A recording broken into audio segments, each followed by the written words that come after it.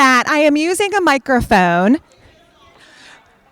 and I am about to share that it is only for the recording purpose. There is absolutely no amplification of voice. So we're going to use our loud and proud educator voices to ensure the whole room can hear us. If the back of the room cannot at any point, I'll rely on Miss Cook, Miss Christensen, Mr. Fortune. Just give me a little ear wag and let me know that you're for the recording to capture voices. We need to use this microphone. So it feels awkward for me, and I'm sure it feels awkward for you that you're not getting that magnification of volume. So thank you so much for being with us. I'm Sarah Calverick, the superintendent of Caroline County Public Schools. I do just want to take a very brief moment to read the room. And what I mean when I say that is who is here with us. So if you are amongst us and you are a parent, raise your hand, please. Thank you so much. This meeting is for you. It is a we, our, us approach. If you are a grandparent, raise your hand. Thank you. If you are a caretaker, aunt, uncle, sibling, raise your hand. Okay. If you are a school board member, raise your hand. Dr. Rollins-Fells, thank you. And I know Mr. Taylor is also intending to join us as well. If you are potentially a future school board member, please raise your hand. We have 3 amongst us. Oh, okay, we have someone raise her hand as well in the back. I thought I saw Dr. Hubbard walk in too. Did I? Thank you, I didn't see your hand, excuse me. So we have Ms. Sears, we have Lydell Fortune, and Dr. Hubbard who are amongst us. If you are a senior staff member or a central office employee here in a supporting role tonight, please raise your hand. Excellent. And those that will be speaking will take time to introduce themselves when they come up. If you are a CMS administrator, please raise your hand. Thank you. I've seen that we have some CMS educators that are classroom teachers or support employees here. If you fall into that category, please raise your hand. Thank you. If you are a student at CMS, raise your hand, or CCPS for that matter. I think I saw some younger faces walking on in. I appreciate you being here to look, listen, and learn, and embrace advocacy, because that's part of what tonight is all about. Who did I miss? Any roles that I've missed? Other employees from the county that may not necessarily be a parent here, or may be a parent here. Thank you. Thank you. Any other titles or roles that are present? It's always good to know who you're speaking to or with. Yes. Thank you, Mr. Collins. I appreciate that as well. Yes. Excellent, because 'tis the season for the elections, absolutely. All right, well, we're going to start. The first 30 minutes is earmarked for just updates on the agenda items. We have pulled agenda items from a variety of sources, some of our parent groups, some of the feedback we've been receiving.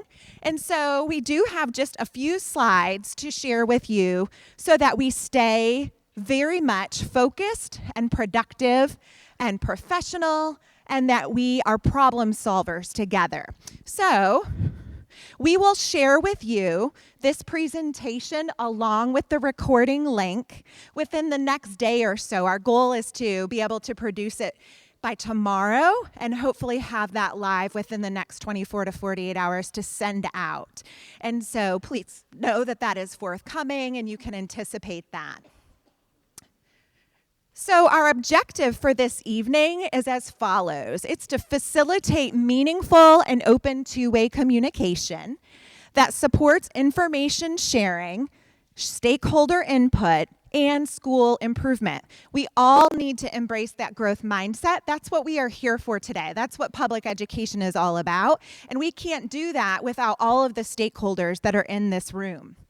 Our agenda tonight, again, the first 25, 30 minutes is informational updates, and then the last 30 minutes is the question answer period, or also can serve for basic comments. We want to talk about communication. We want to talk about safety.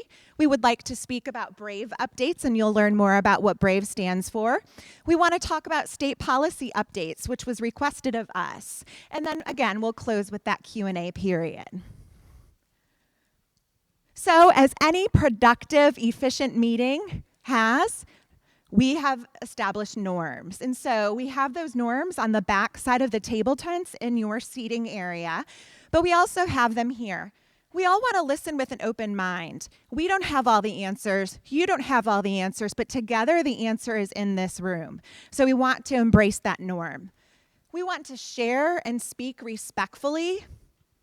We want to be solution-oriented. We want to represent oneself when we're speaking rather than a collective group or voice. And we also want to assume positive intentions. And what I mean when I say that is we want to make sure that if we are speaking, we believe that the person is coming genuinely, authentically from their heart.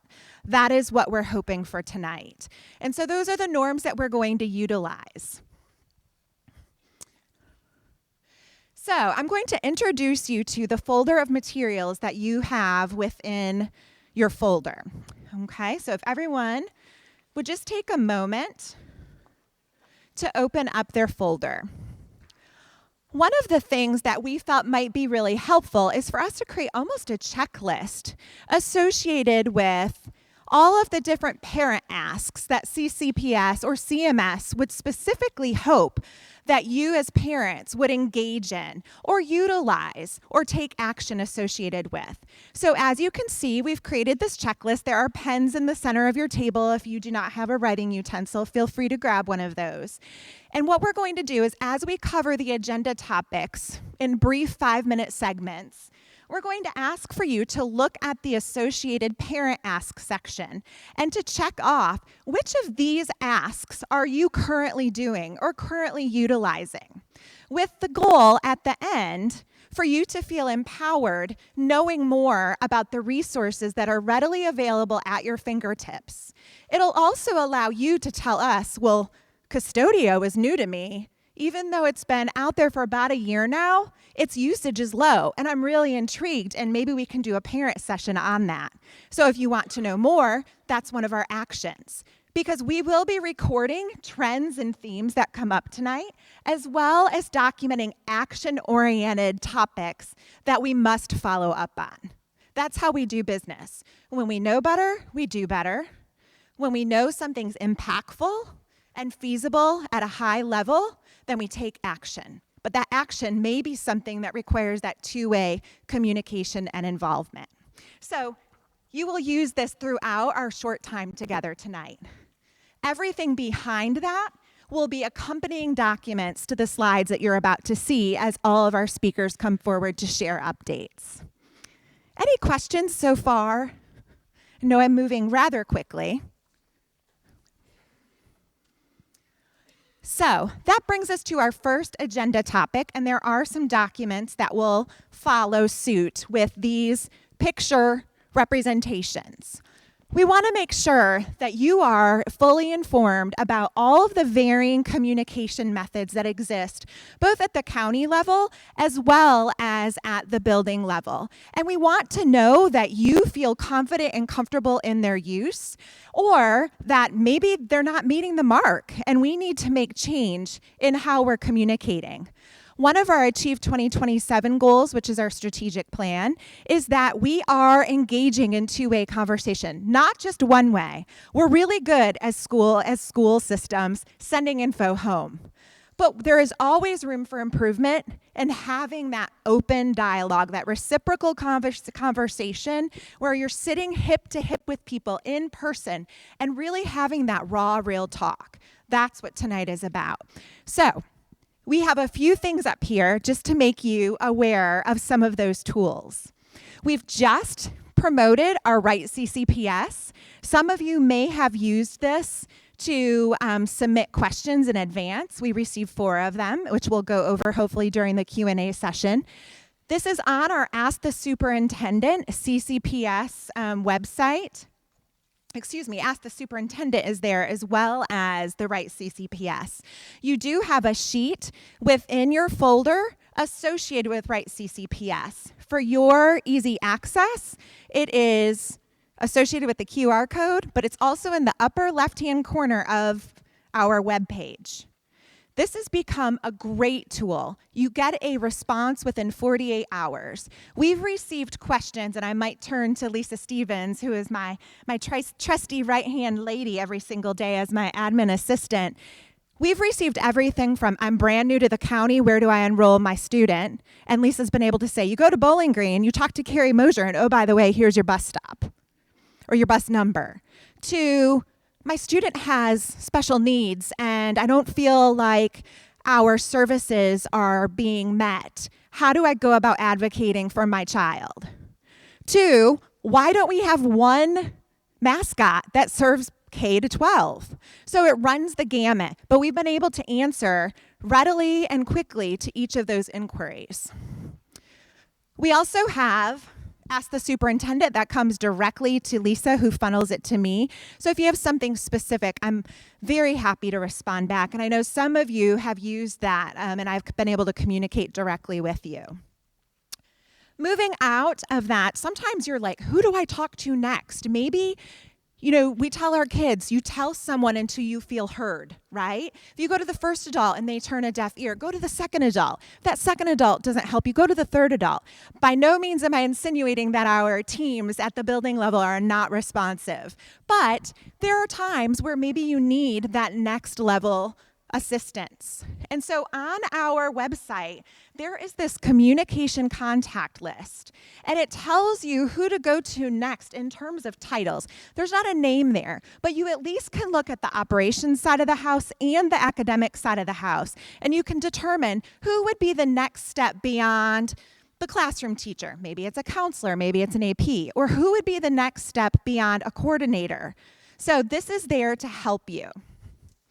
Additionally, we've given you a copy of our CCPS leadership chart. On the one side, it is the senior staff, the central office folks, and their primary roles and responsibilities. We want you to know who to talk to. We want you to know who to connect with. So this is for you. If you know that you need to talk to someone about bullying, then you can go here and you can see that per our budget, FY24 budget priority survey that over 900 families and staff members responded to, we hired a coordinator of student support services, Rachel Wheeler, and Rachel can help you with your bullying question. Your counselor can help you. But this is an example. On the back side is the structure for all of our buildings as well. These are both located on our website, just so you know, if you lose the paper copy, it is readily accessible.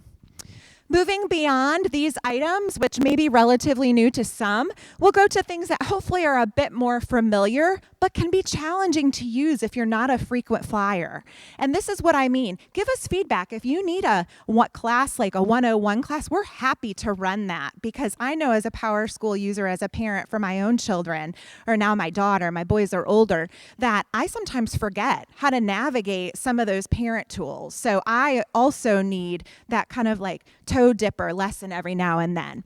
So we use School Messenger all the time. That's the phone calls and the emails that you receive.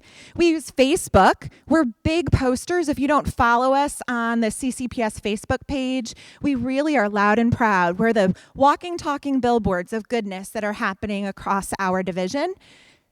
Miss Greggs produces a phenomenal CCPS Eagles newsletter. I think it comes out every Sunday. I usually don't read it until Monday morning, but I know it comes out Sunday night, and she'll talk a little bit more about that.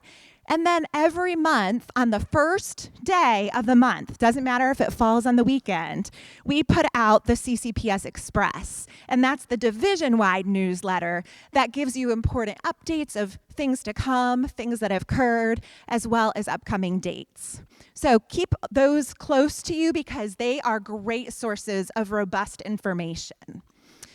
We use Power School. That is where attendance, that is where grades, it's your student's schedule, all of that information is in there. It's where you found out who your teacher or your student was assigned to for class roles. All of that information is housed in there. And then, of course, our kids are using the learning management system, Schoology. And so that's where a lot of their coursework is stored. That is where their assignments are uploaded. And you can log in as a parent. Again, hard to navigate. So if you need support in learning more about those tools, that's something we need to know more about. We can provide that. We can provide it in a right there 24-hour virtual format, or we can provide it in person right next to you so that you have someone helping you with that technological component. And then in the bottom left, I do just want to take a quick minute here to focus on this bottom, it's your right, it was my left. These are things that hopefully you're using. Phone calls, emails, being on various committees here at the school.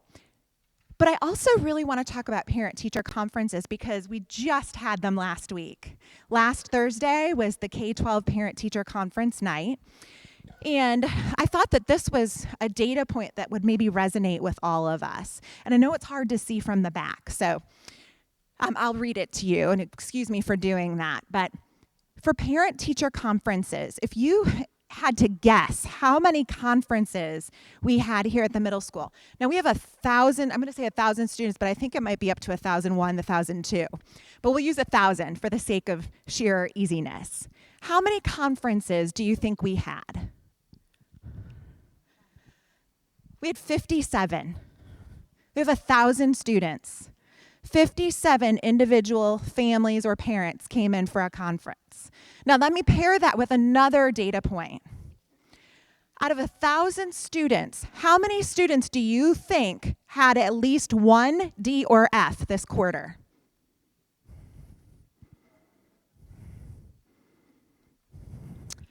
$484 kids have at least one D or F.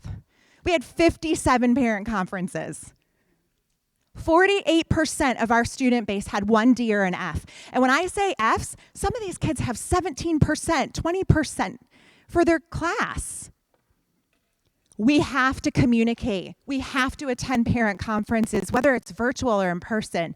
We have to use these tools. We have to educate how you use Schoology so parents can check in. The power of communication is one of our biggest weapons in our toolbox. And so that is one of my parent asks, which leads to this slide. Every topic you see tonight will have one slide and then the parent ask slide. This is where that checklist comes into play. This is what I ask of you. This is what we ask of you. This is what we need from our community in order to get CMS to move the needle together. We must utilize the communication flow chart, call, email, talk to the right people. We must read and listen to all notifications. Follow CCPS Facebook, CMS Facebook. Read the weekly Eagle's Nest, so much information in there. Read the monthly CCPS Express, okay? Check Power School and Schoology Weekly. Attend conferences. Stay on top of those assignments and grades. Stay on top of those. We need you. Middle school more than ever. If you think about the K-12 continuum, 6th through 8th grade is the most vulnerable time period in a child's life. We have to have you. Number 4, utilize respectful and productive language. In the last 2 weeks, I'm going to be real. Remember I said raw talk? In the last 2 weeks, we have had 2 sporting events where we have had to ask families to leave because there were inappropriate words being utilized, being yelled at the referees. We have had a ref call here at the middle school and call my office who had racial slurs being yelled at him from the spectator bleachers. We have had a parent who has had repeat inappropriate behaviors, and we had to ban a parent from being on school grounds. So we are simply asking, when you are here with us, we know you use respectful language. Are we requiring that of our kids? Because I'll tell you what, It's a little bit of shock and awe to walk down a middle school hallway and to hear how they talk to each other. Miss Mack, you volunteer quite a bit. They do not use the language that I think we all think they do. It is shocking. Talk to your kids about it. Communication. I've overstayed my welcome up here. I'm going to pass the torch on to topic 2. While we are switching speakers to Mr. Wick, who will talk about safety and share some data with you, look at that checklist right now under communication and check the things that you do regularly. Mr. Wick. Thanks, Dr. Calveric. Good evening, everybody. Thanks for coming here tonight. So a few safety things, and Dr. Calveric mentioned Custodio, which is up there on the, I guess on your left. That's just something to help you monitor your students' activity on their Chromebook. So you can register for that and monitor that activity. It's not going to be necessarily say they're on Facebook or on a specific site, but it will give you topics of what they're on, and also you can register one personal device in addition to the Chromebook through Custodio for no cost to you. A lot of parents put the cell phone on there so they can see what their students are looking at on their cell phone. We do have a very vibrant bullying prevention program, which Ms. Wheeler and the school counselors have spent a lot of time on, and that's occurring in October right now. And tomorrow's Unity Day, as a matter of fact, so we'll be encouraging various activities in the schools through that. The Stop It app provides anonymous reporting. Every student in the school division can sign up for that for free. You just go to your app store, find Stop It, search for Caroline County, find your school, and you can register for that. The neat thing about Stop It is anonymous, but we can engage in two-way communication and maintain that anonymity if we need specific information and the student is still anonymous. The other neat thing about it is they provide 24/7 monitoring. So if it's a Saturday or if it's Christmas break or whatever and a major concerning report is made, Stop It will contact me usually, and they'll contact the school, if it's say the middle school, and say, listen, we just got this serious concern reported on Stop It, so we can still act on things outside of school hours. Of course, we're going to go over some student data here in a second or two, and we do have a couple committees that work for safety. One is the Safe and Drug-Free Schools Committee. We meet quarterly, and we discuss various safety issues, such as weapon detection systems, drugs. We're going to do something with Red Ribbon Week here in a couple weeks, and various other topics. We're always looking for parents to join that committee, so if you want to do that, feel free to shoot me an email. This is our first quarter data at the middle school only, and for this year and last year, actually. So you have 22-23 and 23-24. The light blue shows you the number of fights through the first 9 weeks, and the dark blue shows you the number of physical altercations. So what's the difference? A fight involves at least two people, going at it in a hallway. A physical altercation might mean one student pushes another student, and the other student does not retaliate, or a student hits a student and the other student doesn't retaliate. So that's more or less a one-person thing. So you can see the numbers are pretty consistent from last year to this year at this point. This goes, again, through the first 9 weeks, which ended last week. So, I can't say we're necessarily excited about 18 or 16 or 11 and 9, but we are consistent, and the school does strive and works with the students on that, and we do, handle fights as appropriate according to the Code of Conduct. So, same thing as Dr. Calveric said. On your sheet, below that first column, you have another parent ask thing. So we asked you to check off what are things that you're doing regarding safety, such as promoting respectful behavior, responding, encouraging your students to respond, or parents to respond. Parents encourage their students to respond appropriately, knowing what's going on in the school system. I know Ms. Griggs puts out a newsletter at least weekly. Registering for some of these things like anonymous, like Stop It, the anonymous reporting, or Custodio. If you see something, say something, and encourage your kids to do that. Something I really didn't think about saying till now is we do threat assessments a lot. Any threat a kid makes, it could just be a student out of frustration saying, I'm going to kill you. Okay, we're going to do the threat assessment, and we may find out it's a low threat. The student didn't really mean it. They were it's a quite a long process to explain, but we do that all the time. So if students see something, they know something, we want to know about it. We will take action and just report any concern, whether to a school administrator or through the Stop It app, through an email, whatever it takes. Any questions for Mr. Wick as we transition out of safety? Please use your pen and look at the checklist and check off any of those tools or actions that you're currently doing. And we will now pass the microphone over to Mrs. Griggs, our proud principal, and to Dr. Neighbors, who is our new director of secondary for this school year. Hi, good evening, everybody. First, I would like to just say thank you, express my extreme appreciation and gratitude for your attendance tonight to hear all the greatness that's happening here. You're going to refer to in your folder the blue and gold paper that says Caroline Middle School at the top and has some stars down the left side.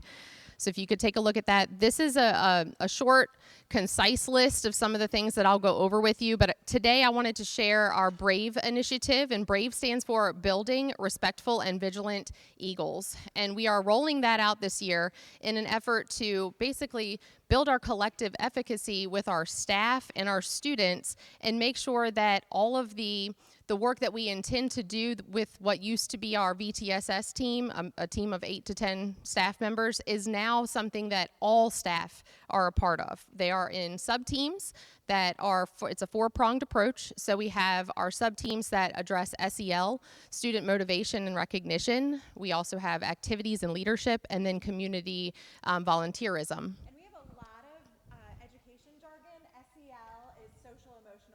Thank you. SEL is social emotional learning for those of you listening.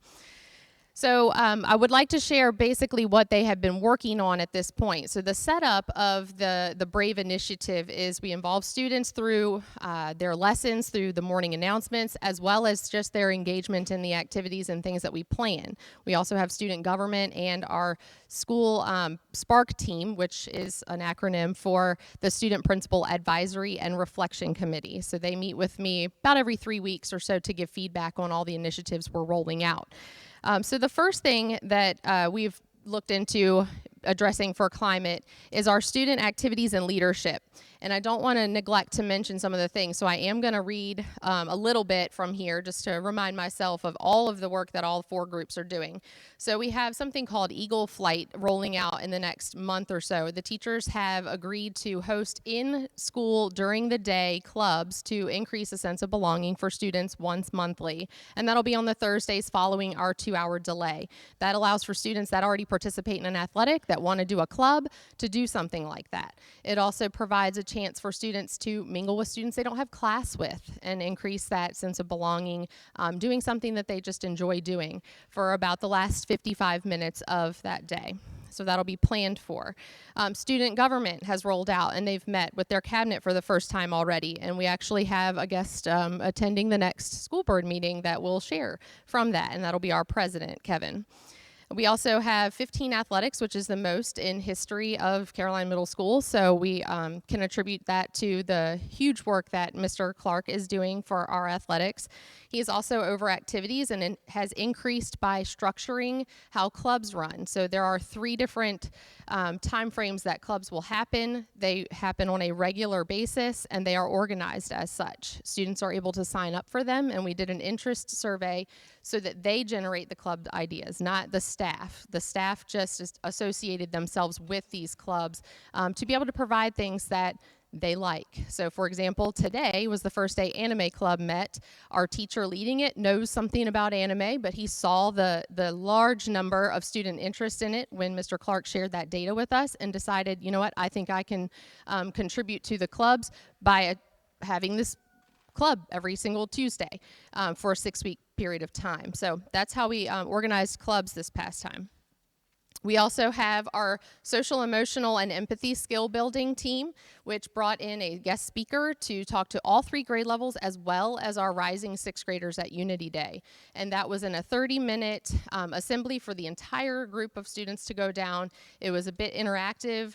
The speaker was very engaging and shared personal anecdotes and ways to basically stand up for what you believe in, but also make sure you're being true to yourself and hold yourself accountable.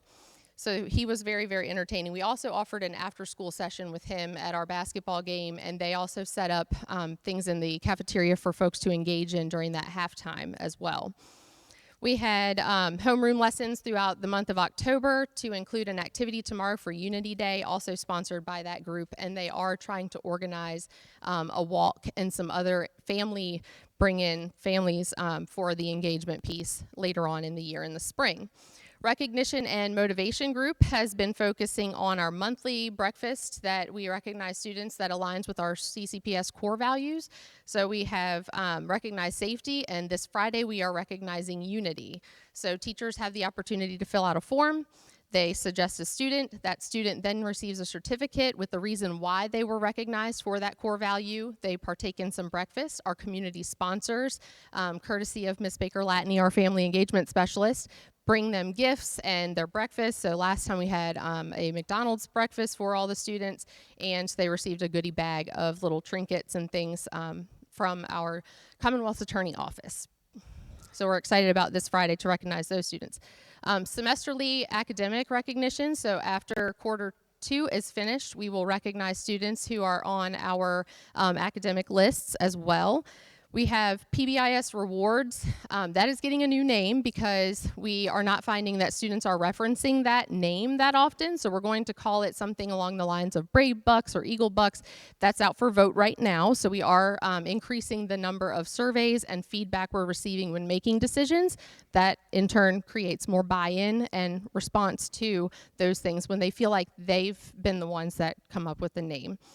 We also have pep rallies quarterly, as well as recognitions for our clubs and activities at those. So it's not just student athletes recognized at pep rallies any longer. It's anybody who's participating in a club, an athletic, an activity, or student leadership organization. So that recognition has also increased. And we have in the works attendance, because I am proud to share with you that we are the lowest chronic absenteeism rate for the county. So we would like to recognize our students and continue to motivate them to show up every day because it's important. They do.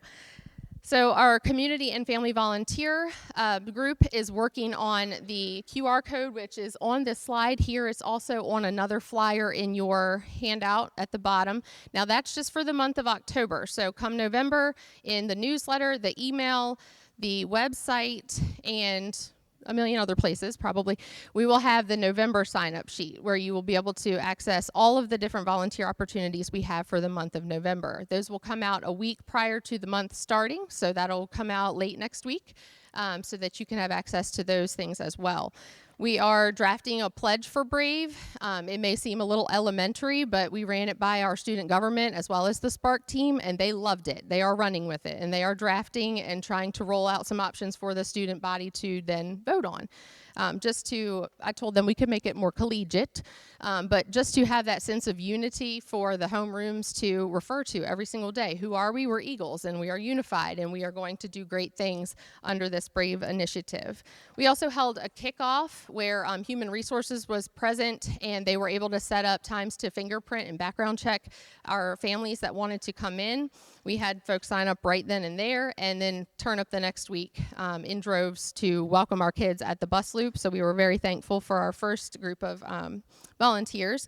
We had 7 attendees, but the challenge was that they went out and told at least 3 friends and gave them the QR code, and then we pushed out the QR code to families.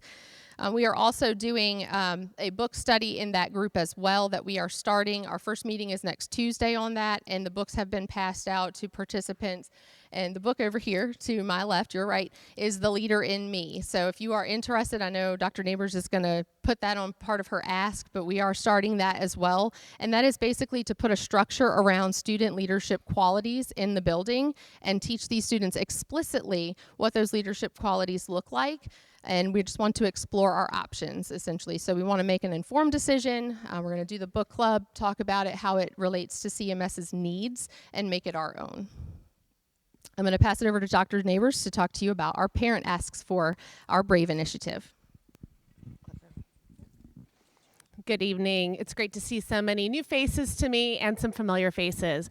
And wow, All of that just happened in the first quarter. I'm just listing, I'm hearing all the things that Ms. Griggs listed, and all the great things that are happening, and many of them are new ways to engage both our students and our families. And that means we have more parent asks. So on your sheet, look at these parent asks and think about which ones have you participated in. First, how are you engaged with Brave?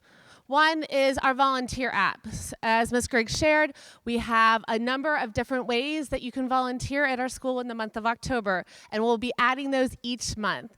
And they're different. There are ways that it might be helping in the classroom to the cafeteria. There's a variety of ways that you can help support at our school. The Brave Committee. So if that's something you're interested in, we would love for you to be involved with our Brave Committee. The PTA, we had our first PTA meeting, was it last week?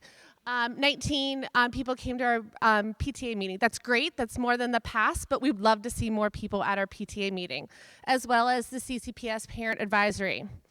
We want to have you encourage your students to get involved. That will even continue to drop our chronic absenteeism because they will be feel engaged and belonging in the school. So we have student government, clubs, athletics, National Junior Honor Society, Spark, Beta. There really is, and our goal is to have a place for every student to feel a sense of belonging, of something of their interest. Join our book study. So I just held the book up. So this is The Leader in Me, and Ms. Griggs shared why it's important. We're looking for some more structures around this great work. So if you'd like to be part of this, we can get you a book. We will need to know by the end of this week because the sessions are our book talk, which is led by Franklin Covey, like one of our consultants, so he'll be kind of walking us through the study as a study guide, but they'll begin next week. So if you do want to participate in that, please let us know by Friday, because our first session is next Tuesday, October 24th. Dr. Neighbors, just as a shout out, if that is intriguing, if you're an avid reader, there are materials that accompany the book, but the 3 meetings are virtual, so you don't need to report because the trainer is out of state, and so you can do it from wherever you are comfortable. In our pajamas, right. And then finally, building a sense of cultural awareness and tolerance that starts at home. And we want our students to have that language and that behavior toward all of the students they interact with at the school level. So we need your engagement there. So take a second, look at the CMS Parent Ask Sheet, check off the ones that you have participated in, and I'm going to turn it over now to Dr. Monroe. All right. Good evening, everyone. I will tell you that my section is shorter than I am, so we're going to be quick tonight, but it's very important. I'm going to bring some policy to everyone this evening. I'm going to start with the 2013 Bullying Model Policy Update. I will share with you first and foremost that in 2023, the General Assembly passed SB 1072, which requires principals or their designees to notify parents of any student involved in an alleged incident of bullying within 24 hours of learning of the allegation of bullying. I will tell you right now that we may be small in Caroline, but we are mighty. I know that Dr. Calvary, she's very active in the community. She actually participated in a community event where she spoke to and talked to some of you all about the bullying. And Dr. Calvary, what was the result of that conversation? I was very grateful to have the opportunity to sit beside a parent group that met in the park over the summer. Many of them are here this evening, so thank you. I want to give credit where credit is due. And we talked quite a bit about what their aspirations and goals are for the middle school. That honestly is where a lot of the Brave action stemmed from, is from that feedback, and we just put kind of the legs beneath it. And similar to that evening, one of the parents that I'm looking at right now provided me with a copy of the 2013 model policy from the Virginia Department of Ed.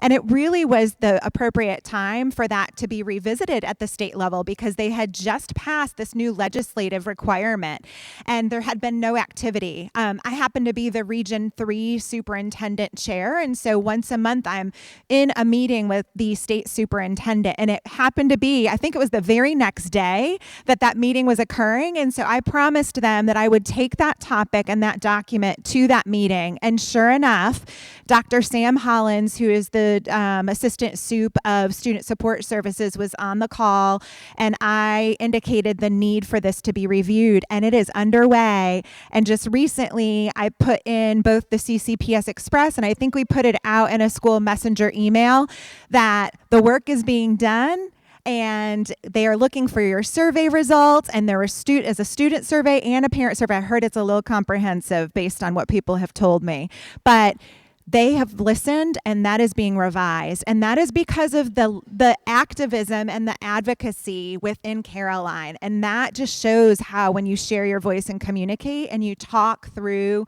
how to approach things, that we can make change, whether it's local change or state change. So thank you. Thanks for sharing, Dr. Kilverick. And I want to remind everyone that we're wearing orange tomorrow. What color are you going to wear tomorrow? Orange. That's right, because tomorrow we are actually celebrating our Unity Day, and that is our color. So please share with your child or children to wear their orange tomorrow. We will be celebrating and recognizing with activities in all of our buildings. In your packet, you also have the bullying prevention newsletter. I know that Mrs. Griggs does a phenomenal job sending out her Sunday message. So all of the different activities and bullying awareness, some of our state policy and some of our best practices are in this packet. I'm not going to read it with you tonight, but please make sure you go through this with your child or children. The second topic that I have this evening is actually sexually explicit instructional materials. In your packet, you also have information that talks about what we do and what we have and how policy IIA-R is addressed in Caroline. This information is also on our website. So this actually contains notification to parents. We will tell you, you may have received this when we do our physical education lessons, that you get a letter to opt out.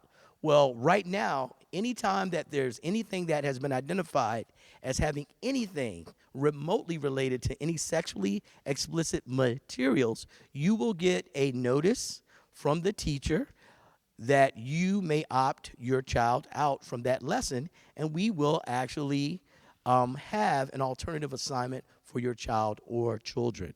Also with that, and you can see on the website, it talks about parental rights to review instructional materials with sexually explicit content. That is listed on our website as well. It talks about the parental rights to alternative instructional materials. It explains the process of how we, the parent, the teacher, the school, and your child actually will have an alternative assignment that's appropriate and aligned. If you turn the page, it also has additional sections where it also talks about your parental rights to request school review of instructional materials. There have been parents that have done that before, and I've sat with them for 3 hours, and we've gone through our curriculum and all of our materials so that parents are aware what our curriculum is and what our teachers actually use as resources in the classroom. Also, we have procedures for handling challenges to the use of instructional materials with sexually explicit content. It talks about our process. It talks about our school committee. It talks about our relationships with parents and how we make a final decision. If you turn the page, it also speaks to the instructional materials yearly review. We have a committee within each school and a division committee, and we review our materials every year. And again, if you go to our website, the materials that were most recently reviewed are posted there. And then last but not least, there is a section that if you would like to question something, the form is there for you to fill out and to submit to your building principal. So again, we have a very comprehensive process for that. And last but not least, treatment of transgender students. That actually falls under our policy called AC non-discrimination. And at our most recent school board meeting in October, our board actually reviewed the new model policy, and our model policies are actually aligned with the state and its policy AC, and quickly there's a copy in here, but it simply reads that Caroline County Public School Board is committed to non-discrimination with regard to sex, sexual orientation, gender, gender identity, race, color, national origin, disability, religion, ancestry, age, material, marital status, pregnancy, childbirth, or related medical conditions, military status, genetic information, or any other characteristic protected by law. This commitment prevails in all of its policies and practices concerning staff, students, educational programs and services, and individuals and entities with whom the board does business. So as of this time, we have, and our board has actually adopted those policies to ensure that all students are treated equitably regardless of how they identify. So I wanted to make sure that that was crystal clear. With that being said, we do have parent ask, and our parent ask are as follows. Please take the time to use board docs, and what that means is when you go to board docs, it is the agenda of any upcoming school board meetings. It also talks about if you would like to make public comment, the process for that, and it also tells you what will be covered at each of our board meetings. So you need to access board docs. It also has policies, and it also has a review of our monthly agenda minutes, past and current. Also, attend school board meetings. We want you to be out. Tonight is an awesome night of community. What did grandma say? It takes the village to raise the child, right? So your input is important.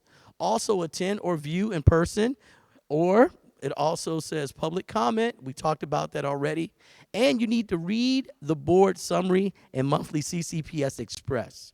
So the information is out there so that you are aware. Also, follow the Virginia Board of Education. You can go to our website. We have a link to the VDOE site that has all the information there on policy and state mandates. And last but not least, join the PTA, PTSA. Your parent involvement is key to the success of our students. So please make sure that you're involved. Again, it says support action, advocacy, monitoring of local, state, federal legislature, and plan events, programs, and provides resources. So the information is there, and if you don't know where to find it, you can email me, and I'll direct you to those places. Okay? I'm going to turn it back over to Dr. Calvert. Thank you so much. And that is the end of our informational session. And I am looking at the clock, and I apologize. We have overstayed our informational welcome by about 17 minutes, but that does not mean that we will cut short the Q&A period. I completely understand if your clock only allows you to stay to 6:30, you are certainly welcome to get up and exit, but we do want to allow the full 30 minutes for the next segment. So please know that it's 6:17, and we will move forward for 30 minutes. Stay as long as that allows you to do so. And so before we start with that, we do just want to refer to the norms on the back side of our name tents that are in the middle of your table. Those are our guiding principles, in addition to 3 non-negotiables. When we are engaging in Q&A or comments, we will firmly uphold that we will not be discussing personnel matters. That would not be appropriate. We also will not discuss student-specific situations. And so if you have something that has occurred that you want to have greater discussion around, we absolutely want to afford you that individual time, just not this evening. We want to set up a separate conference with you to do that. And then thirdly, we simply ask, this is somewhat of a reiteration, that you represent yourself rather than a group. So that is easily done by using I statements. I believe, I wonder, I think, making sure that you are representing individual, okay? And then the third is just logistics. We're a bit off on the time that is noted on the screen, again, starting at 6:17, but we will do both online questions as well as in-person questions. I'll share with you, Sunday evening, we sent out a reminder about today's meeting. We noted that the meeting would be recorded, and that also, if you were unable to be in attendance, you could submit questions in advance. We received 4 questions, 2 of which were by the same parent, so we have a total of 4 that we will weave in this evening. Are there any questions before we begin? I will come around with the microphone so that as you ask your question, you can speak into the microphone for the betterment of the recording, but we will not be moving the video camera, so we're not scanning the room. We simply want to make sure your question is recorded. Okay, so with that, what I'll do is I'll just ask that our administrative staff be ready if you're called upon to respond or provide additional insight to a question or a comment that's posed. Okay? All right. Is there someone that would like to begin? Yes, Ms. Cook. Yes. If parents and students are required to sign the code of conduct, why have the teachers and staff not sign stating that they are going to report incidents of bullying?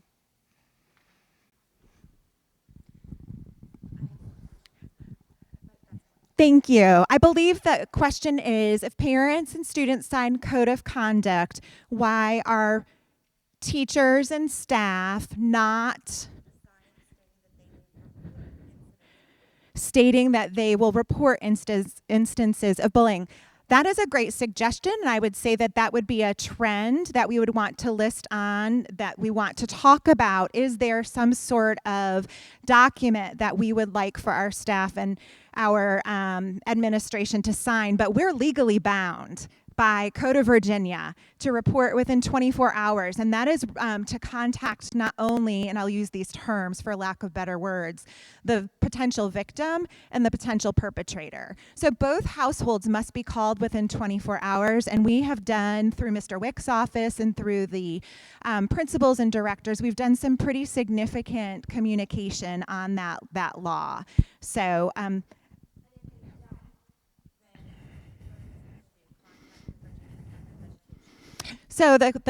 you have two?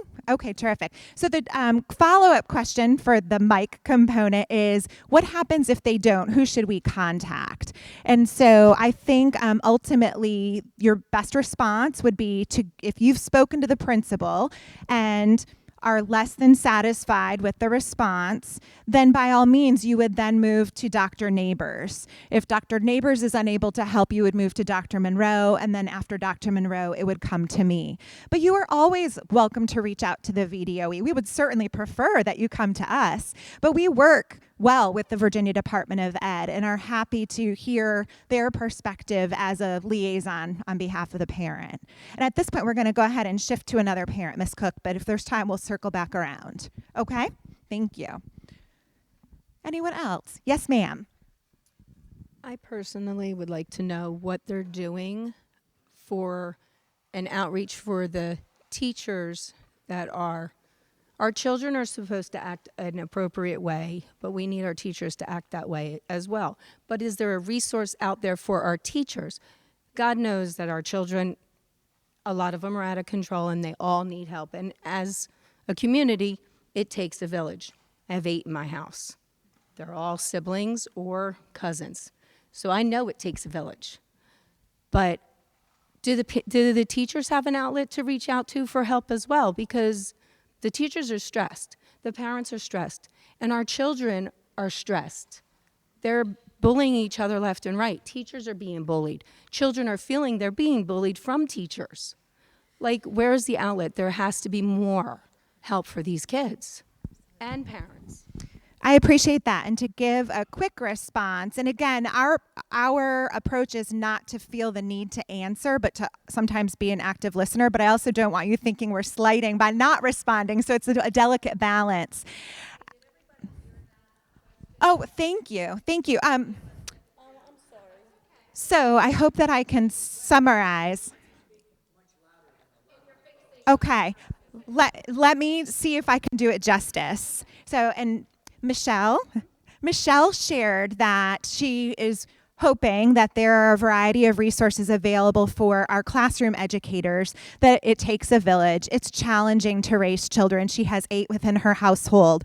What is available to support our staff so that they're their best selves and that they respond appropriately when a child starts to escalate? Do they have tools in their toolbox to de-escalate that situation so that they're maintaining that relationship and also taking care of themselves? Did I capture that? Okay, I might have missed the second. For the children, yes.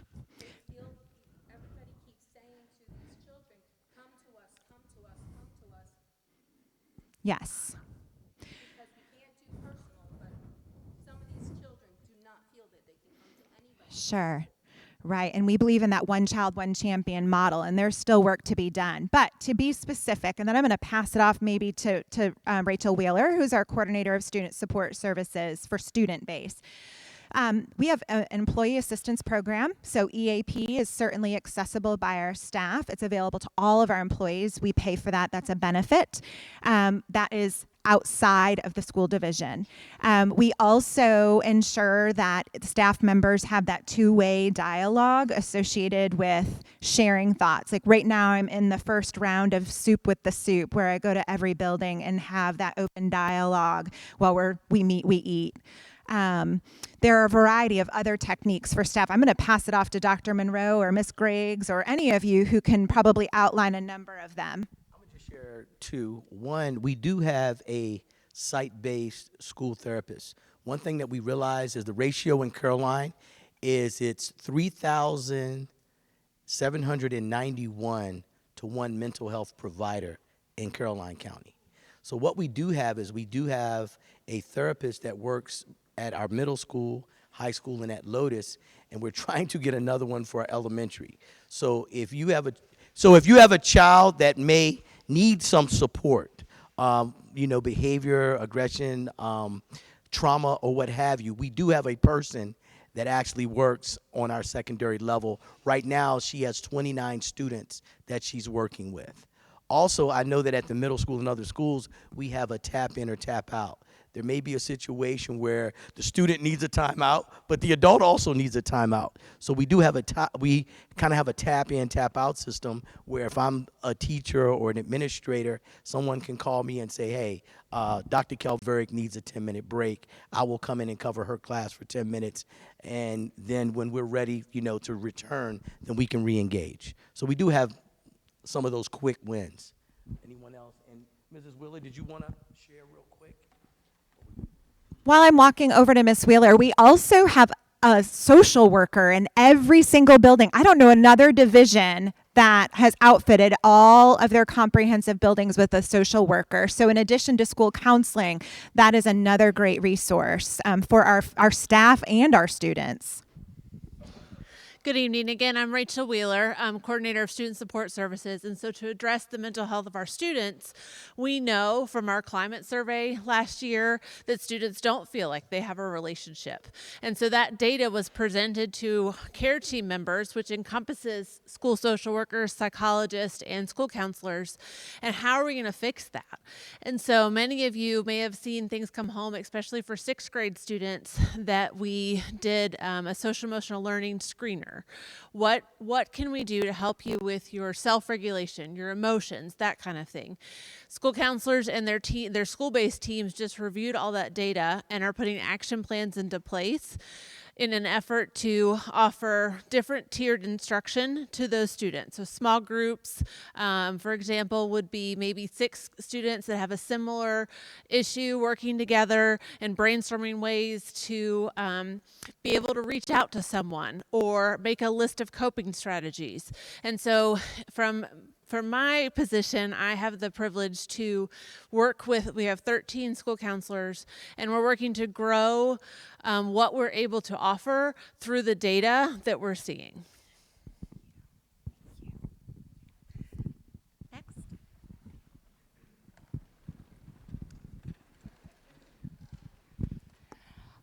I want to start by saying, everything you're talking about, new programs and stuff the Brave Committee is doing, that's all fantastic, and it's great to be a part of that. But if it doesn't cover the core issues that we're having, then we're still having the core issues, and one of those big ones is the behavioral issue in the school. You brought up that 48% of the kids have D's and F's, and how important it is for parent involvement, which I fully agree with. But let's not just put these grades on the parents. We have a very obvious behavioral issue here in the middle school. Our children, or especially my kids, come home telling me about classes are mostly spent with teachers trying to control the behavior and not being able to teach. They're not learning. My daughter over and over went for help with math last year because her whole class was spent correcting student behavior. The bullying issue that's not being appropriately addressed also affects the victim's grades.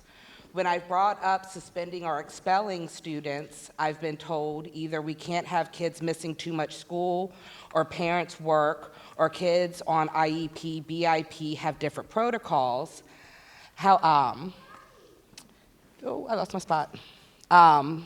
However, it's become apparent is that students not on an IEP or BEP are being suspended with no issue for those parents having to figure it out. This is not fair to our students as it impedes their learning.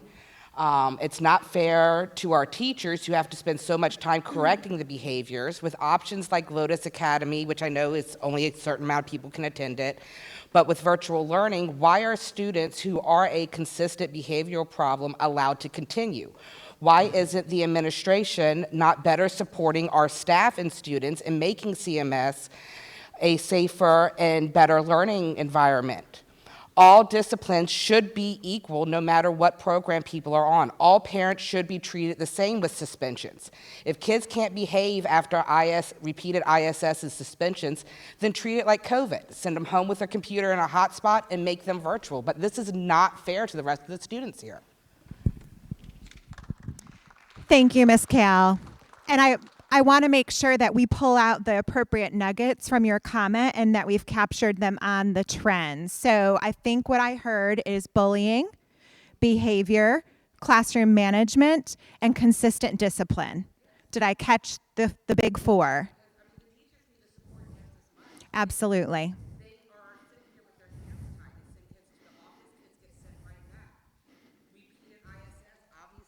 Repeated ISS obviously isn't handling the problem. So at this point, it's not fair to the teachers. They're feeling unsupported. It's not fair to the students whose grades are failing. Something has to be done. This can't continue. Thank you for those. And I think there was a lot to unpack in that comment, but I think we've captured them. And I really want everyone to understand that this needs to be the first of many meetings. This can't serve as 1.0 and one and done, drop the mic. We have to maintain this interest and this momentum. And when we have the next meeting and it is an action-oriented meeting, we need for you to come so we can have greater conversation where we get into small groups and each of those small groups starts brainstorming ideas on these topics, and then we put them through an impact feasibility analysis and determine what's high yield. Okay. And so we're going to go ahead and move on to the next person. Did you have a question, sir?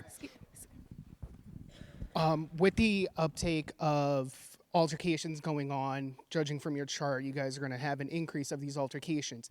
These altercations are being posted on social media. What is the board's plan to curb that? Alongside with what her comment is that it's potentially these kids are starting fights just to get on social media to just get popular because they're fighting people that they can pick on. What is the plan for that, to stop that social media being posting? I appreciate that. And I can share a couple of the methods that we use now, but none of them are foolproof. And you can see that as evidenced by the postings of fights, which is not to minimize what we are experiencing, but is a consistent trend across education, across Virginia, and across the United States. And we're all grappling with it. It is a legitimate concern. And so Custodio, signing up for that, monitoring your students' social media, I think for us, it's really amplified because we are a singleton middle school. And so we are all so cognizant of what's going on. We have one middle school to focus on versus it being a little dispersed in other larger divisions. And so we have to use those tools. We have to talk about the long-term implications. We have to build in all of these techniques that aren't yielding immediate results. Ms. Kale, you're exactly right. These are things that have like long, ongoing methods that will reap the rewards. In terms of discouraging cell phone use, we have a policy. They're not to use them in their classrooms, and teachers are policing or need to police cell phone usage. Families are texting students in the middle of the day. Students are pulling those out. They're pulling them out to, get different videos up in the middle of the day. And so we're asking them to put them in cell phone pockets, but other kids are bringing burner phones to school. I mean, it is a large cyclical matter. Other than banning cell phones completely, which I think would probably be a 50-50 split with, needing to communicate with your child in an emergency, we have to ultimately make sure that we're working together on that. Okay. And I don't know if Mr. Wick or anyone else has anything to add on that cell phone conversation, but it is a legitimate issue. Are you aware that a lot of videos that have recently popped up on social media been in this school? Yes, we are aware. Yes, sir. We are aware that a lot of videography is occurring within the building. Good evening. My name is Tyria Shepard. I'm a parent of 2 at Caroline County Public School, as well as an employee. I have 10 years experience of education, 20 years in healthcare, and this is my second year back at CCPS. I have an upcoming 6th grader, and I'm here to talk about safety. I see and hear firsthand what is taking place at CMS. We need to put an end to the student-on-student fights in the halls, bathrooms, locker rooms, and lunchrooms. Some suggestions I would suggest is a staggered bell schedule. I'm not sure how you would work it, but maybe 5 minutes per grade and break it down. Hall monitors. When I was in school, we had hall monitors. They're no longer hall monitors. I don't know if it's the responsibility of the teachers just to go to the door, just to be vigilant so that these fights won't break out, or hire some cafeteria hall monitors part-time hourly. That's something that would have to be worked into the budget. Continuous adult supervision during lunch, including but not limited to the volunteers, which we greatly appreciate, and additional staff. Consequences and follow-through for students and staff. I know of employees that have chosen to put their kids in other schools because they don't want to send them to CMS. I don't have any other opportunity. This is the only school. So it needs to be fixed and soon, please. I ask that the school board back us up, make the needed changes for the safety of our children. Going from elementary to middle is a huge adjustment. We, as parents, prepare them the best way that we can, but the school has to do their part. Change has to start with us. Please listen and take heart to what we are requesting. What will the Caroline County School Board do going forward to resolve these issues? Take a moment and think. If you had a middle schooler, would you want them to come to CMS? Thank you so much. I appreciate your perspective and the different strategies that you've listed. I want to turn to our recorders and make sure that some of those actionable items have been captured. And so we have review the bell schedule, look at additional staffing during lunchtime, make sure we have the hallway monitor scheduled tight and right, make sure our teachers are standing at the door. Did I leave anything out that you shared? Blind spots. Yes, especially because with the hallway traffic, we have opened up a new corridor for students to travel. So we need to make sure. Yes, all of those areas. Absolutely. So we want to make sure we capture those locations. Next question. Did you have a question, sir? Well, it's sort of a question. One of the things that you mentioned was that you had 57 parent-teacher conferences out of 1,000 students. It's atrocious. That is absolutely atrocious. And that is not your fault, and that is not the school's fault. My question would be to the folks in this room that are parents. How many of the parents in this room showed up for parent-teachers conferences? And how many folks didn't bother to show up? And the reasons don't make any difference. You know, all of the things that everybody talks about, it all goes back to somehow we have to get parents or grandparents, if they happen to be the ones that are in charge of these kids, somehow we have to get them involved. If they're not involved, if they don't take responsibility for the behavior of their children in school, I don't know how the school and the teachers can do that and teach. It just seems to me to be an impossible task, an absolutely impossible task. The other thing is it seems like middle school, as you mentioned, is a critical time. And we're getting kids here. We have one middle school in Caroline County. You got 1,000 kids in here. Maybe we need another middle school to bust this up something, because we've got kids coming from 3 different areas with all kinds of different, there's all kinds of different cultures in Caroline County. And sometimes that stuff has a tendency to get in the way with some of the kids. And I just offer that for folks to think about. Well, thank you. I want to say thank you. I do want to say one thing that we have implemented are Unity Days. That's something that we started, and now we have 4 Unity Days. And what they are is each quarter we bring all 5th graders to Caroline Middle School, and we do team building activities. We do get to know you activities. We do tours. They get to meet staff, because part of what the gentleman was saying is exactly right.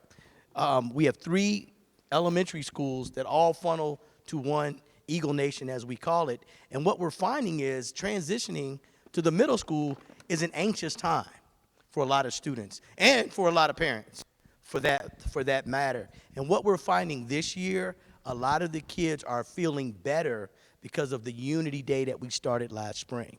I know for a fact students still remember teachers and activities and things of that nature, which lowers that anxiety a bit because they already know what to expect, already have friends from other schools before they get here. So again, I know that's something that we're working on. I would like to make sure we capture the nuggets from your comment first and make sure that we have parent engagement, parent involvement captured. Thank you so much. I appreciate that. And the addition of a new school, that was what I heard. That could be action. And I will say that that was a conversation that we just had at the joint Board of Supervisors school board meeting. Our numbers are rising. We have new business coming in. We have rooftops that were just approved by the Board of Supervisors. 550 new homes have just been approved in Belmont. And so we know that more families are coming, and so that is going to indeed be one of the school board goals that's presented in November, is a facility demographic study to do it very much what you said. Where is a school needed and what age level is most appropriate? So to be continued. I do want to do my due diligence for the online questions. I have ignored my own rules and not piggyback back and forth, and then I'm coming to you. Yes, ma'am. Okay, so one question that was submitted is about athletic development. How are middle schoolers who want to develop in a sport supposed to do that if there is no practice squad of any type? My children tried out for 2 sports and did not make the team. That is fine, but the ones that did are the ones whose parents can afford to send them to elite training camps. There needs to be developmental skill options for kids who aren't ready for the team but really want to play and learn the sport. In public school, these programs are supposed to be open to all, not just those with the money who send their kids to specialty coaching. Other schools have a practice or developmental squad for kids so that they can try again next season. I appreciate that comment submitted through Right CCPS. One thing I will share in consultation with Mr. Clark is that there are conditioning activities that occur before tryouts in almost all of our sporting areas. I'm sorry? In the summertime as well, yes ma'am. And so all students are eligible for participation, but we do have growing clubs. And so one of the things that we will definitely put on action is, can we build in those opportunities during clubs or an intramural scenario? Now with that is an opportunity for parent engagement, because we don't always have this internal staff to man all of these things. So if you are good at volleyball and you want to start a volleyball club, we want you to come in once a week and run volleyball intramurals. If you love gymnastics and we don't have gymnastics here, we want you to come in. So that's a fabulous way to help us grow capacity there. And I want to do one more, and then I'll skip over here, and then I'll do the other 2 just to make sure I've covered the 4 submitted. This one is about CMS bathrooms. I find it appalling that the kids are not allowed to use the bathroom. There have been times my 6th grader has been advised to go to the girls' locker room bathrooms, which were locked, but the boys weren't. It's unrealistic for them to have only 3 minutes to get from classes, especially when they're all over the building. If my child needs to go, they will go. They have my permission to do so. There's some medical scenarios there as well, which whoever submitted this, I recommend please work with our school nurse. We can help you with that. I don't believe even teachers could hold it that as long as our kids have to. This needs to be addressed. So restrooms, legitimate issue, 3 minutes. Hard to hit the bathroom and get to where you need to be in a timely fashion. Ms. Griggs, is there anything you wanted to share on bathrooms?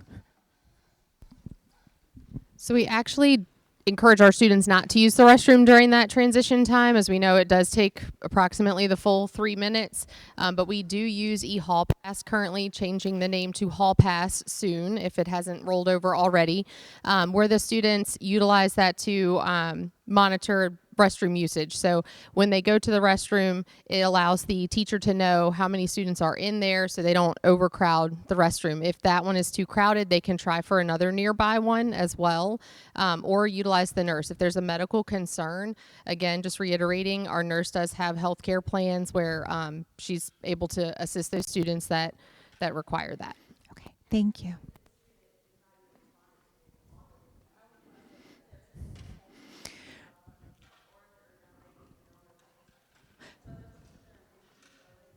So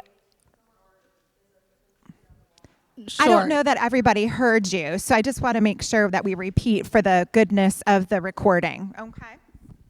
So are the students supposed to wait and be allowed to go? What if they sit there and wait the whole class period and they're not responded to by the teacher because the teacher is just doing everything else? They're controlling their classrooms, or they're trying to teach.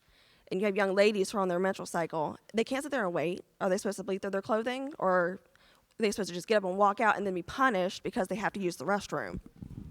Sure. So if you've experienced that and your student is coming home telling you that, please reach out to your grade level administrator, myself, or a school counselor so that we can have that individual conversation with the teacher who needs to maybe put some sort of parameters in place to have that on a screen somewhere where they can actively see it and respond to it. But those certainly aren't the majority of cases, and we have longer blocks now to allow for more students to go during that time frame. To allow for the students not to have to use the restroom during that transition time. The bathrooms are monitored, so going back to the previous question too, we do have hall monitors, we do have bathroom monitors, we have tardy tables, so there are adults stationed throughout the hallways during class time. So that is new this year, and they attend that duty for a set amount of time during the hallway time. So they can monitor those spaces during class time, whereas we can't do that during transition because the teachers are at their door. Right, and I am going to go ahead and call a timeout.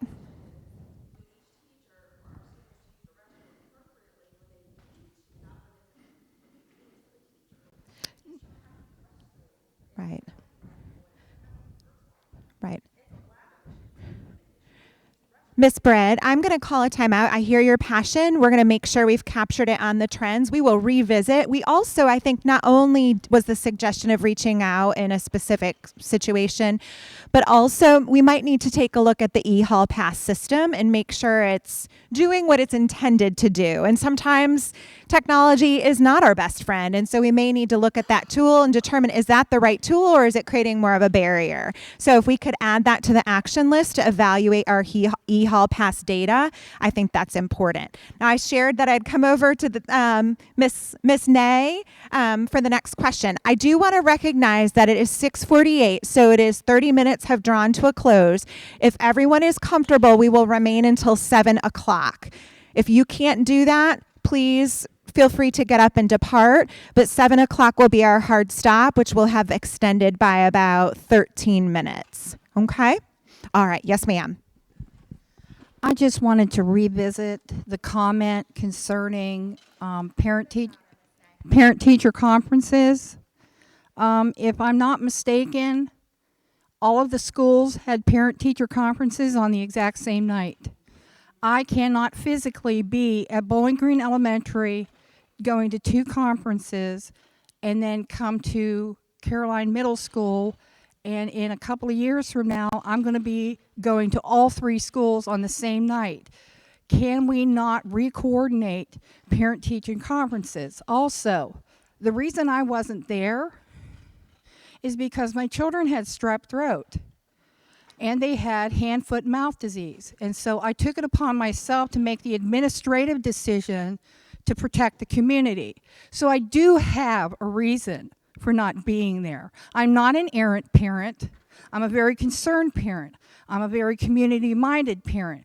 Don't appreciate being chastised because I have medical needs for my children that need to be addressed. Parents need to start having compassion for one another and understanding that somebody has a reason for not showing up. It doesn't mean that we should jump on them and start tearing the community apart because somebody's face isn't in the building. If my face is not in the building, I'm at home with my children. Thank you. Thank you so much. I appreciate that perspective, and I think that's great calendar feedback.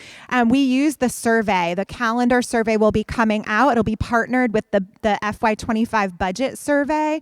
So please respond to that. That feedback is directly reviewed and looked at the calendar committee. So we were responding to calendar survey data about the parent conferences, and now it appears the change that has made has not been ideal or serving the community well, and we will definitely divide that into 2 different evenings. So thank you for that. And I don't know who you've shared can have the mic, if it's Miss Arnold, but please feel free to walk that over. I just have a question regarding overall transparency. A lot of the things that you shared tonight in the communication, I think we saw there's a lot of different things that come out, from the Eagle's Nest to the different emails. And some of the things, like, and I'll use the recent taser as an example. There was a ton of communication with the taser and the students, the student lockdown, modified lockdown. But at the end of that, after all the resources and everything were spent from the county and the school and the parents coming to pick up the kids, we never got the end result of that out to the community.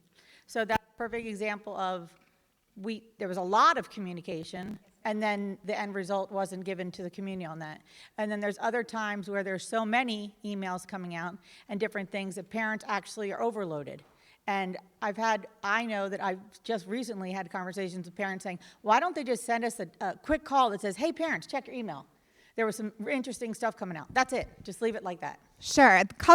One, I want to celebrate the success that the communication during the emergency was appropriate and well received. I will tell you, I'm the woman behind the curtain. I sit literally in what we call affectionately the war room, right? When there's an emergency, it's myself and the communications specialist or the public information officer. She is not an educator by trade. That's why we sit hip to hip. Her expertise is communication. My expertise is education. Together, we create those emergency communiques that are coming out. Our other staff are emergency management and all have different roles and are either on the scene or troubleshooting things that are occurring associated with the event. My rule of thumb is every 15 minutes in an emergency, you are communicating, even if it's simply to say there is no change. Parents need that reassurance. Students are using their phones to communicate during that time. And so we need to make sure that that is happening. I want to just mention the phone call component. In an emergency, our phone system is not the most reliable for multiple messaging, and let me tell you why. It takes 15 to 20 minutes for a phone call to process through to about 8,000 numbers. And so what ends up happening is email is so much more efficient. So we will do both, but when you're doing back-to-back messaging, sometimes you're getting message 1 and you're getting message 2, and sometimes they arrive out of order. And so email becomes, after the first message, email becomes the most efficient follow-up. We strive to do both, but please know the phone, there is a natural delay. Email is instant, okay? And then, Ms. Arnold, I may have forgotten the third aspect of your comment. Oh, no, it was just because ultimately, like the taser situation, there was no resolution. Thank you. Okay. We never got the resolution. I apologize. That is an error on our end. We were so consumed with the investigation, and I know Ms. Griggs did follow-up communication, but there was no resolution in that the weapon was not found. The resolution that occurred is that the student received appropriate disciplinary action. That student was known very early in the investigative process. We were so appreciative of parents who came and picked their children up from that classroom because we had narrowed it down through video and through working with the sheriff's office during that last few minutes of the day. That was also a situation that came in through the Stop It app, I believe. The taser situation, I think it was anonymously reported, or am I confusing two situations? A student report, thank you, which is so critical. And then I think the third thing you said, or fourth thing, is that sometimes parents feel overwhelmed with the amount of available information. So that is an action item, is do we have is there a better streamlined process for communication outside of what we're doing? I'll come over to you. I could be behind the times, but is there an alternative to just email and phone calls, like maybe text messages? I don't know if that's already a thing. School Messenger has the ability to use text to notify. We have found part of a concern with text is that we don't always have accurate cell phone numbers. And so that hasn't been the most reliable method for us. That's why we're really heavy on the email and the phone call. But we want to do that. And so that is good feedback for us. So if you want to do that, that's a click of a button. We can go ahead and turn that on. But let me tell you, you get notified. Like I receive 3 notifications for my daughter. I get an email, I get a phone call, and the text. So the phone blows up momentarily. And some people don't like that. And some people love that. Yes, ma'am. Yes, ma'am. Thank you. Yes. Phone on the hip kind of. Yes. So we're going to add the texting for communication if you haven't done that. I'm going to do one online question, then we're going to close shop down with Mr. Collins. Okay. Let's see here. I want to make sure I'm not redundant. We did that one. We did that. Oh, this one is about the phone system here at the middle school. It says, I would like to know what the point of having phones at the middle school is when no one ever answers. Even when you need to leave a message, no one will call you back. I'm still waiting on calls from the first day of school for numerous messages left. There have been times of emergency I needed to contact the school and no one answered, even after 20 calls. Okay. Now, I am going to answer this, but Ms. Griggs, please feel free. So, we have had the same experience in terms of central office trying to reach the middle school. So much so that I have walked down the hall to the IT department. Mr. Robinson and Mr. Farmer are here with us tonight. And I have said, could you please investigate the phone system at the middle school? We can't get through. The referee who was trying to reach us couldn't get through. This parent couldn't get through. It's become a theme. And so Mr. Robinson pulled up the technology, stood next to him. We looked at the data. It's a flow chart of this first person gets the call. Then after a certain seconds, it rotates to the second person getting the call. And then after so many seconds, this third person's brought into the flow chart. So he said, there's no technological component that I can see. And Mr. Farmer was nearby and he said, well, let's go test it out on site. I'm going to be fully transparent. When we arrived here, the volume on the ringers were down. And so when the buzz of an office or the buzz of a school is occurring, those ringers are not loud enough to be audible. And so that was discussed last week with that employee base, and there should be a remedy to that. In addition, one person is receiving voicemails, and we can look to see if those voicemails are opened, read, and we can't tell if they're responded to, but we know if they've been opened and listened to. And I am going to state that they were not opened at a rate or frequency that would compare to the type of customer service that we would hope for our community base to receive. So know that that is something that is being addressed, and that we too have had that same experience, and we now have the root, and we're addressing the root. All right, Mr. Collins, take us home. Big shoes to fill. I have one question, just to follow up, if you can provide it. what are the consequences these children that are consistent bullying, causing issues in the schools? What is the process in how they are disciplined? If you can provide that to me by email, I can reach out later. I just, Sure. for my own sake. The other thing I wanted to state is I'm a little disappointed by this meeting. There are a lot of concerned parents with a lot of serious concerns. And while we appreciate all this information and the wonderful printouts, you provided us with 21 pages of information, 10 different ways to contact 13 different people and follow a 33-circle flowchart that I'm having trouble following, and I do data analysis for a living. It doesn't seem like you guys are seriously wanting to solve the problems. It just seems like you're pushing them off until people get so tired of coming to these meetings that they give up. And it's a recurring theme. I hate to be the one to bring it up and say it, but I've seen it enough times where we get together and we get these great ideas, we write them down on the board, and then the next meeting comes and there's half as many people, and then the next meeting comes and then it just goes away. I'm seeing it with the playground committee where we have playing bingo games, and it may not have been the playground committee, I might be misspeaking on that. But we're adults.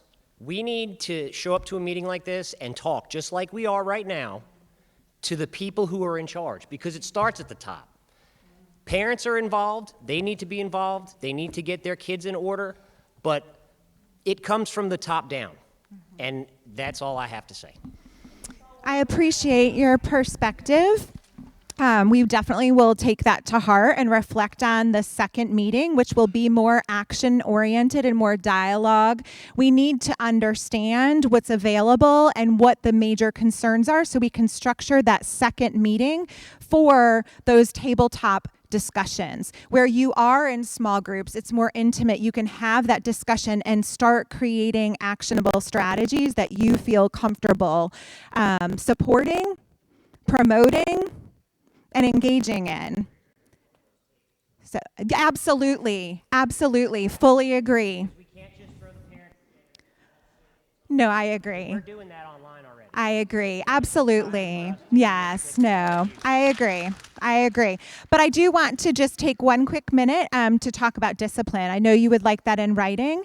Ms. Griggs and Mr. Wick are well equipped to talk to you about what that process looks like. It's 7:01, so we're not going to do that tonight, but we will, what we are going to do in terms of next steps, and we're not going to take time to do this tonight, but we just challenge you to find 2 ways to use some of those strategies on the parent asks. And then we ask for you, when we send the follow-up email within the next 24 to 48 hours, we ask for you to look at when that next meeting date is. Put it on your calendar. Come in with your sleeves rolled up, desiring to be at the table with an administrator and have that deep conversation. And let's keep this open communication rolling. If you had a question that did not get asked tonight, thank you. If you have a question that wasn't answered, that's what these are for. We do not want to silence your voice. We just want to be respectful of time tonight. This doesn't mean that it's the end. Just write that down, and we'll make sure that all the materials that go out in the next 24 to 48 hours are inclusive of the recording, are inclusive of the trends and the actions, are inclusive of questions. What am I forgetting that needs to go out? Inclusive of what Mr. Collins asked for in terms of in writing discipline. What else? Am I leaving anything off that? Transparency, yes, ma'am. Fully on board for that. Thank you so much. We appreciate your time and being with us this evening. Have a great night.